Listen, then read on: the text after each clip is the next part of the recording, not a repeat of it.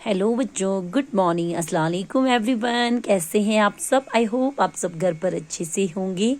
I whole heartedly welcome you to my Hindi class student. हम आपकी book अंकुश Hindi part भाग 3 पढ़ रहे हैं, क्लास 3।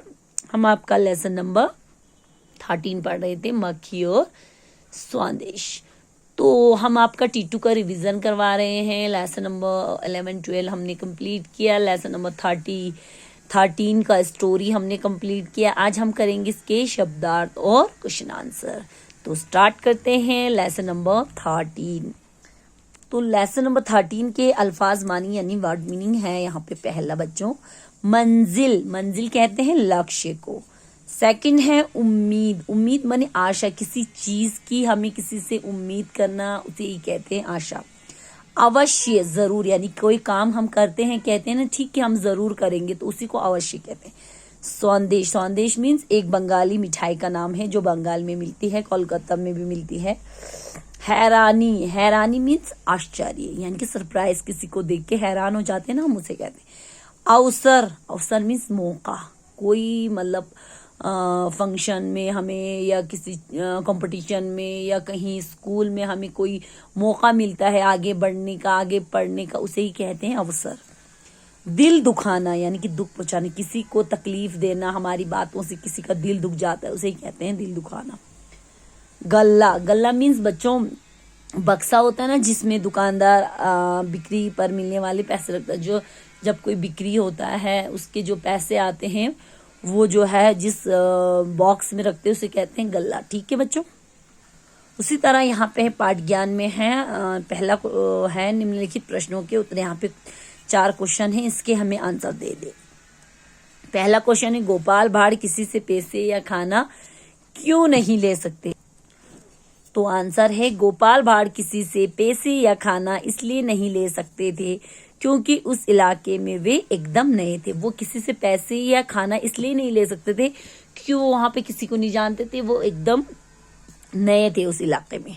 सेकंड है ख, वह तो रोज खाती है खाने दे। लड़के के पिता ने ऐसा क्यों कहा था कि वो रोज खाती है खाने दे, ये उसके पिता ने क्यों कहा था? तो आंसर, वह तो रोज ही खाती है खाने दे।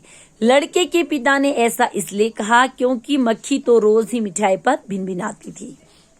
उसके बाद ग, लड़के के पिता को मक्खी ने खा लिया ये सुनकर हैरानी क्यों हुई? लड़के के पिता को क्यों हैरानी हुई ये सुनकर? तो आंसर, लड़के के पिता को मक्खी ने खा लिया ये सुनकर इसलिए हैरानी हुई क्योंकि उड़ने वाली मक्खी सारा संदेश नहीं खा सकती। क्योंकि उड़ने वाली जो मक्खी होती वो ये सारा संदेश नहीं खा सकती। क्वेश्चन नंबर घ, गोपाल भाड़ चाहते तो मिठाई खाकर गायब भी हो सकते थे पर वे अगले दिन केवल पैसे देने के लिए आए। इससे गोपाल भाड़ के स्वभाव के बारे में क्या पता चलता है? क्या पता चलता है? अगर वो चाहते तो वो गायब हो जाते मिठाई खा के, लेकिन वो अगले दिन पैसे देने के इरादे से वहां आए। इससे आपको उनके बारे में क्या पता चलता है? तो आंसर, गोपाल भाड़ चाहते तो मिठाई खाकर गायब भी हो सकते थे पर वे अगले दिन केवल पैसे देने के लिए आए। इससे गोपाल भाड़ के स्वभाव के बारे में यह पता चलता है कि वे एक ईमानदार और प्रतिष्ठित व्यक्ति थे। वो एक ईमानदार और एक इज्जतदार इंसान थे, अच्छे इंसान थे जो किसी का हक नहीं रखना चाहते थे। इसलिए वो जो है वापस आए और उन्होंने उनके पैसे लौटाए। ठीक है बच्चों। उसके बाद यहाँ पे सेकंड क्वेश्चन देखिए, किसने किससे कहा लिखे। किसने ये बात कही और किससे कही? पहला का, मुन्ना तुम्हारे बाबा कहाँ है? मुन्ना तुम्हारे बाबा कहाँ? ये किसने कहा था? गोपाल भाड़ ने लड़के से कहा। ख, वह तो एक मोटा आदमी था। वह तो एक मोटा आदमी था, वो किसने कहा था? लड़के ने अपने पिता से कहा था। ग, आज तुम्हारे पैसे चुकाने आए। आज तुम्हारे पैसे चुकाने आए, ये किसने कहा था? गोपाल भाड़ ने दुकानदार से। ठीक है। घ, आपके दर्शन हो गए, मेरा सारा पैसा वसूल हो गया। ये बात किसने कही थी? दुकानदार ने गोपाल भाड़ से। ठीक है। आपको सिर्फ क्वेश्चन आंसर, अल्फाज मानी, टिक क्रॉस वगैरह याद करनी, ये आपको याद नहीं करना, फिर भी मैं आपको ये समझा रही हूँ। कहानी की घटनाओं को 1 2 3 4 5 6 अंक देकर सही क्रम में लिखिए। यहाँ पे लिखना है कौन सी बात पहले कही थी, कौन सी बाद में। जैसे कि ये है, खाली पेट चलना कठिन होता है, ये पहले कहा था। दूसरा कहा था उसने पिता का उत्तर सुनकर लड़के ने गोपाल भाड़ को संदेश खाने दी। तीसरा था खाली थाल देखकर दुकानदार अपना सर पीटने लगा। दूसरे दिन गोपाल भाड़ उसी रास्ते से लौटे। गोपाल भाड़ का नाम सुनते ही दुकानदार सहम गए। उन्होंने पैसे उनके गुल्लक में रख दिए। 1 2 3 करके हमने यहाँ पे इसको लाइन अप किया है, ठीक है।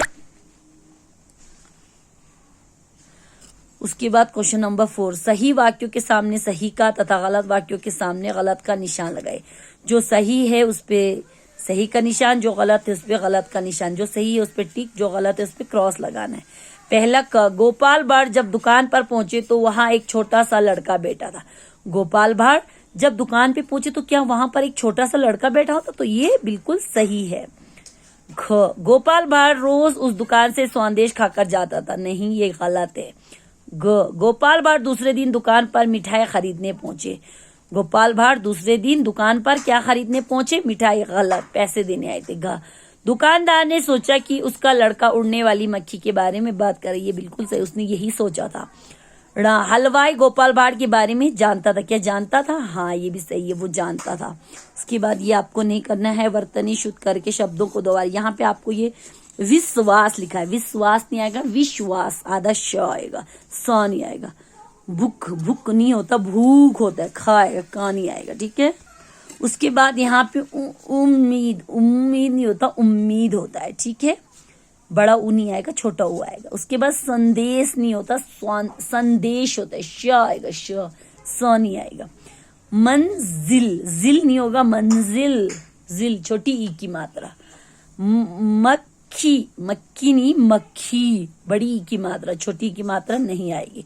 उसी तरह बच्चों थर्ड पे देखिए, यहाँ पे दिए गए संयुक्ताक्षरों में से दो दो नए शब्द बनाए। यहाँ पे कुछ संयुक्ताक्षर शब्द दिए गए हैं, उनके एक एक वर्ड यहाँ लिखा है, जैसे कि उम्मीद, उम्मीद, हिम्मत, मरम्मत।